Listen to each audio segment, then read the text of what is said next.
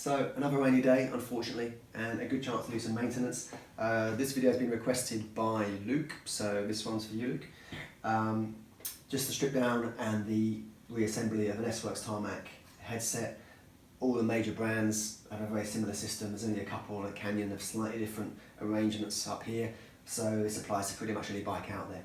So to start, best thing to do is remove the front wheel. You just want the least possible stuff on your fork as you can, just makes things easier. Remove the brake, the front brake. I prefer to just move it completely. Some people say remove the cable, but I prefer not to touch the cable.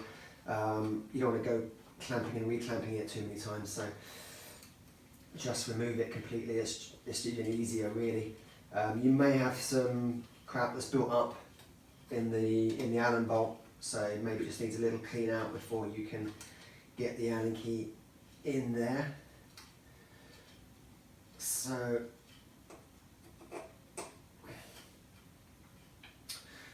once the brake is removed, and there's the bolt, you can then start looking at the headset itself. So the first thing to do is you can just take off the top cap. Just undoes like that. Shouldn't be under any tension really, well, a tiny bit. And then undo the stem. These are Torx bolts. Probably would have been easier, actually, yeah. Let's go with one of these.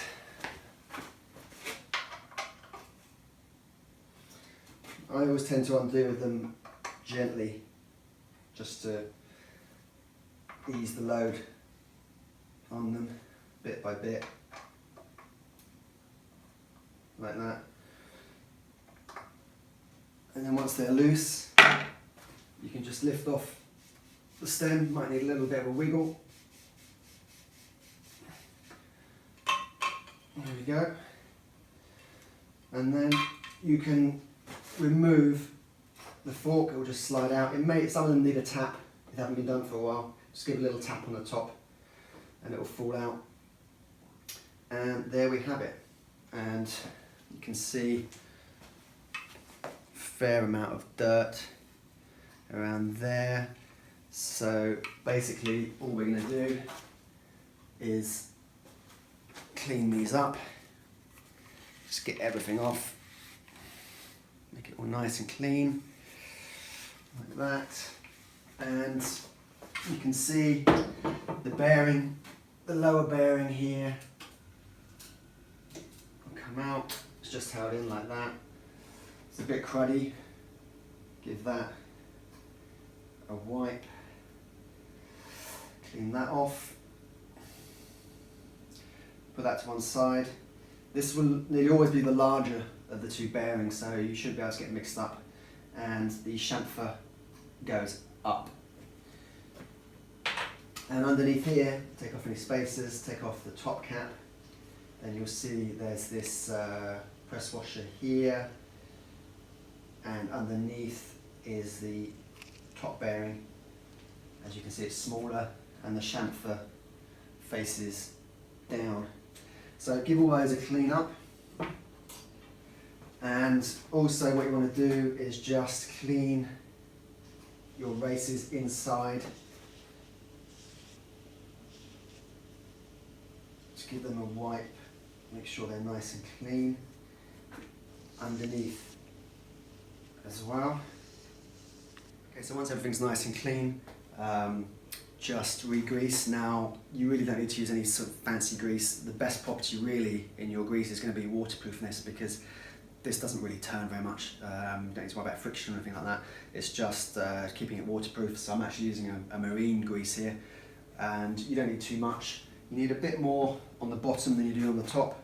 So just put a little bit around the crown here, like that. You can see just a thin layer like that. Put the bearing on, and the chamfered side goes up. Pop that on like that. Give the bearing itself a bit of a coating. all around.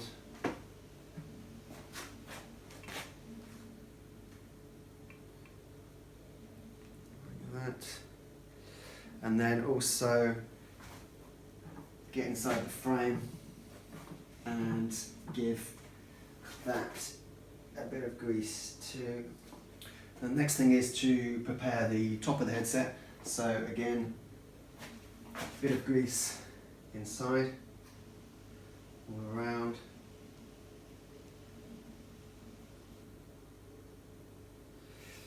You can drop the bearing in, and again, chamfered side goes down. Don't need so much grease on the top because it's not really exposed to as much road mess. But one thing that's quite important is to make sure you get some grease on the inside face of the bearing, because that's where it's going to sit against the carbon of the fork. Just like that.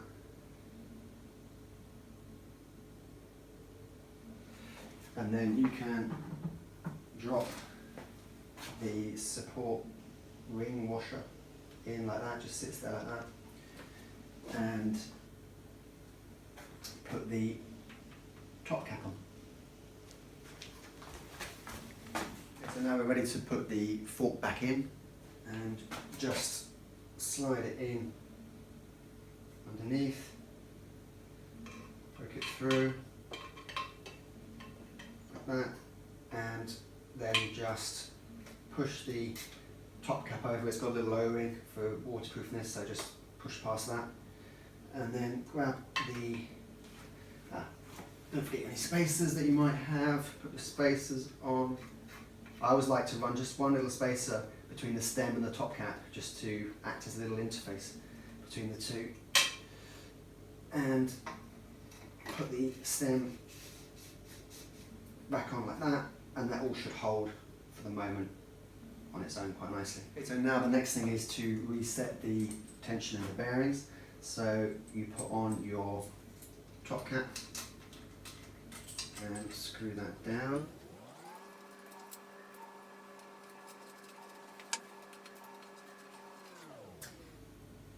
And so initially just get it hand tight, just a little bit. We can set it better once the bike's back on the ground, but it's just very light with a little bit of extra pinching. You can just check that the fork is straight as well. At this point you can still turn it quite easily, like that. Then tighten the stem bolts. Again, you do it evenly, side to side, a little bit at a time. Now if you do have a torque wrench, then that's great. You don't really need one as long as you're intelligent with how you do it. I mean, this is set to 3 Newton meters. That's 3. 4 is probably more like it. 4 or 5. I'll tighten those up a bit more when it's done. And yeah, that's basically it. Just put the front brake back in, reassemble that, and front wheel, and you're done. Once everything's back together, just do a few checks. Make sure the front brake is centered still. You may just have to center it by eye. Don't do the bolt up too tight, and you can move it left to right a little bit so it's perfect, and then give the bolt a bit more tightness. And for the headset, just apply the front brake and rock the bike. Make sure there's no play there at all.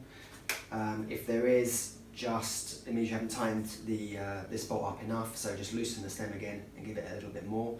And just check as well that you haven't tightened up too much and that you've got a nice free, easy movement with no restrictions. I mean, the handlebar should just fall on its own like that.